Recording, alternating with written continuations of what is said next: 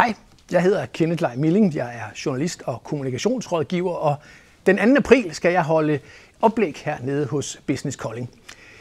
Oplægget kommer til at handle om gode pressemeddelelser, men det skal ikke bare handle om, hvordan du skriver gode, relevante pressetekster, men også om, hvorfor det i en verden fuld af sociale medier stadig kan være en rigtig god idé for dig og din virksomhed at dele jeres små og store historier med de danske nyheds- og fagmedier.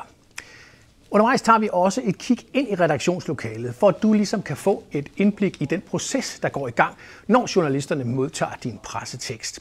Fordi forstår du den, så har du ikke bare gjort dig selv en tjeneste, men faktisk også mine travle journalistkolleger ude på redaktionerne. Vi kommer også ind på kunstig intelligens, men så siger jeg heller ikke mere her. Jeg synes, du skal tilmelde dig. Jeg smider et tilmeldingslink her i teksten lige nedenunder, og så håber jeg, at vi ses den 2. april kl. 8:30. Jeg lover, at der er kaffe. Hej.